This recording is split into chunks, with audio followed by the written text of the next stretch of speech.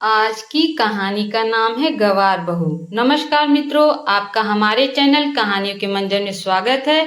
कहानी सुनने से पहले हमारे चैनल को लाइक और सब्सक्राइब करना ना भूलें। तो आइए सुनते हैं कहानी। आज कुमुद की मौसी सास की बेटी पारुल अपने ऑफिस के किसी काम से इसी शहर में आई थी, तो अपनी मौसी मौसा जी से मिलने आ पहुंची उनके घर उनसे मिलने। पारुल बहुत ही हंसमुख लड़की थी। उसके आते ही घर का माहौल बिल्कुल हल्का हो गया था।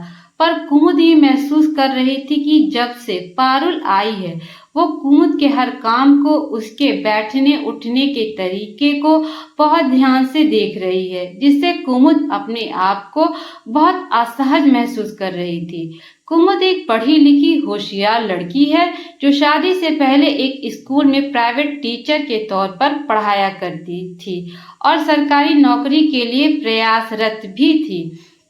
तभी कुमुद के पिता ने उसके मना करने के बावजूद उस पर शादी करने का इतना दबाव बनाया कि उसे हार कर हाँ कर दी, पर इस शर्त पर कि शादी के बाद जिसे मेरी नौकरी करने से कोई ऐतराज ना हो, मैं वही शादी करूंगी। जल्द ही कबीर से उसकी शादी हो गई। शादी के 2 महीने बाद ही उसकी नौकरी ज्वाइन करने का लेटर आ गया। उसकी पोस्टिंग ससुराल के पास ही एक गांव के स्कूल में हुई थी, पर नौकरी लगते ही कुमुद की सास ने पूरा घर सर पर उठा लिया और कुमुद पर दबाव डालने लगी कि वो नौकरी करने से मना कर दे। अगर वो नौकरी करेगी तो घर कौन संभालेगा। पर कुमुद अपने आत्मनिर्भर होने के सपने को यूं ही तो नहीं छोड़ सकती थी, तो उसने नौकरी छोड़ने से मना कर दिया। वो पूरी कोशिश करती नौकरी और काम में संतुलन बिठाने की, पर कुमुद की सासू माँ उससे कभी खुश नहीं होती। खोज खोज कर उसके कामों में कमी निकालना और उसके आत्मसम्मान को ठेस पहुंचाने में उन्हें बड़ा मजा आता, और अपनी बहन और सभी रिश्तेदारों से हमेशा उसकी बुराई करती रहती हैं। इसीलिए कहीं ना कहीं वो पारुल के उसे ऐसे देखने का मतलब भी समझ रही थी। जब पारुल का उसे यूं देखना कुछ ज्यादा ही परेशान करने लगा, तो उसने सीधे से जाकर पूछ ही लिया, क्या बात है पारुल, तुम जब से आई हो मुझे और मेरे कामों को बहुत गौर से देख रही हो और बार बार अपने मौसी से कुछ कह भी रही हो। कोई परेशानी है क्या? अगर मुझसे या मेरे काम से तुम्हें कोई दिक्कत हो सीधे से बोल सकती हो। पारुल कुमुद के सामने से यूं पूछने से पहले तो थोड़ा घबरा सी गई और ऐसा कुछ नहीं है भाभी बोलकर बात को खत्म करने की कोशिश की, पर कुमुद के सीधे और सपाट लहजे में फिर से पूछने पर उसे मजबूर होकर बोलना ही पड़ा।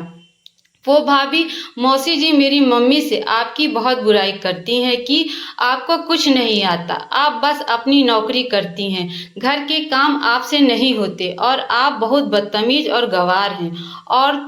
और मौसी जी ने बताया कि आप उन्हें जवाब भी देती हैं, पर जब यहाँ आई और आपके काम और बात करने के तरीकों को देखा तो मैं अचंभित हो गई। आप तो अपनी नौकरी के साथ घर भी कितने अच्छे से संभालती हैं। तो वही मैं मौसी जी से बोल रही थी, भाभी तो इतनी अच्छी है, आप मेरी मम्मी से उनकी बुराई क्यों करती हैं? भाभी आप इतनी अच्छी हैं तो मौसी जी आपको गंवार क्यों कहती हैं?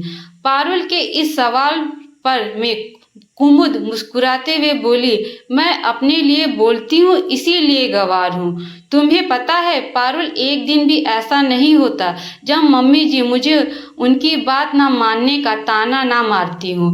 बात बात में मेरे माँ पापा को बुरा भला कहती हैं। शुरू शुरू मैंने जब कबीर से इस बारे में बात की तो उसने हाथ खड़े कर दिए, ये बोलकर कि तुम्हें नौकरी करनी है करो, नहीं करनी है मत करो, पर मैं अपनी माँ से कुछ नहीं कह सकता। ऐसे में मैं क्या करती मम्मी जी को खुश करने के लिए? मैं अपनी नौकरी तो नहीं छोड़ सकती। पारुल, नौकरी तुम भी तो करती हो, तो तुम्हारी नौकरी करने से मम्मी जी इतनी खुश हैं, तो मेरी नौकरी करने में इतना गुस्सा क्यों? कुमुद की बात सुन पारुल बोली, सही बोल रही हैं भाभी आपने अपने लिए बोलना अगर हमें गंवार बनाता है तो हम गंवार ही सही। अगर आपकी जगह मैं भी होती तो शायद मैं भी यही करती। मैं घर जाकर अपने मम्मी को ये बात जरूर बताऊंगी। वो तो आपके बारे में बहुत गलत सोचती हैं। वो शायद मौसी जी को भी समझाएं तो उन्हें शायद आपकी अच्छाई भी दिखने लगे। अपनी सास के विचार बदलने की बात सुनकर कुमुद की आंखों से 2 आंसू निकलकर गाल पर लुढ़क गए, क्योंकि वह जानती थी कि उसके लिए उनके विचार कभी नहीं बदलेंगे। पर अब उसे इस बात की खुशी थी, कम से कम कोई एक शख्स तो मिला जिसने उसकी बात को समझा। दोस्तों, जब एक बहू नौकरी करती है तो घर वाले उसका साथ देने की जगह उसमें कमियां निकालने लगते हैं, और जब घर की बेटी या बेटा नौकरी करते हैं तो उन्हें सर आंखों पर बिठाया जाता है। क्यों? एक सास बहू की नौकरी करने पर उसके घर के काम करने में मदद नहीं कर सकती? भाई, ये नहीं कहती कि सभी लोग ऐसे होते हैं। कुछ लोग तो शादी के बाद अपनी बहुओं को पढ़ाते भी हैं, पर जो नहीं समझते उन्हें भी अब इस बात को समझ लेना चाहिए कि आत्मनिर्भर बनना अब हर महिला के लिए जरूरी है, और अपने लिए बोलना या सभी के लिए सामने अपनी बात रखना उसे गवार नहीं बनाता। मेरे प्यारे मित्रों, आज की कहानी यहीं पे समाप्त होती है। मेरी कहानी आप लोगों को कैसी लगी कमेंट करके जरूर बताइएगा।